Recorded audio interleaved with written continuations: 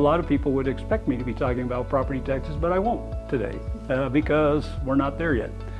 So what's going on in the legislature is we're 2/3 of the way through, and we probably have 90% of the work yet to be done. We're anticipating that the tax package will be put together soon, but we'll wait to see that, and when we have more details, we'll talk to you about it. The highest on our priority list is a health benefit plan. This is a plan that can be offered by an association, a member association such as Farm Bureau. And we have Senator Dover from Norfolk who introduced it. He prioritized it, but this would allow organizations such as us to offer a health benefit plan. It's not compliant with the ACA. We can't call it insurance. We're going to be able to do that. It's on select file. We still have a couple more steps through the legislative process, but it's moving along very well, and we're very happy about that. One of our priorities that we're working on, and it's moving its way through the legislature, is continued work on enhancing broadband or expanding broadband services across the state, especially to rural areas and our members, so that they can utilize precision ag technology that's available to them to help them be more profitable, more competitive. We want to thank Senator Tom Brandt and others in the legislature for helping us with that, and we're pretty sure that it's going to cross the finish line, so we're excited about that. Childcare, another issue. I never thought we'd be talking about this when I first joined Farm Bureau, but here we are.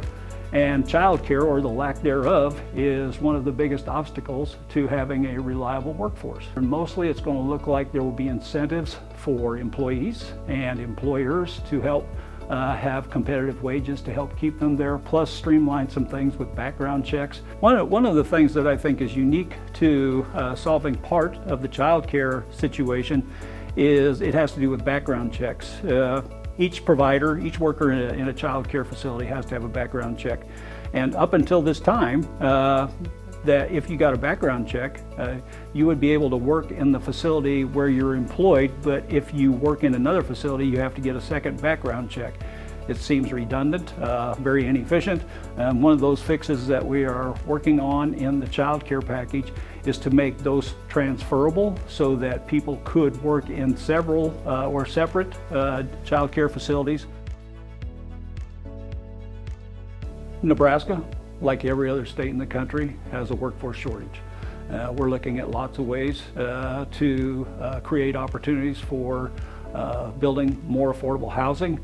There's quite the debate as to what exactly affordable housing looks like, but nonetheless, there are a few packages that are being put together, and we'll probably see those on the floor later, not much later, but later in this session, close to the end, where we'll hopefully get a few things across the finish line right before April 18th when they adjourn.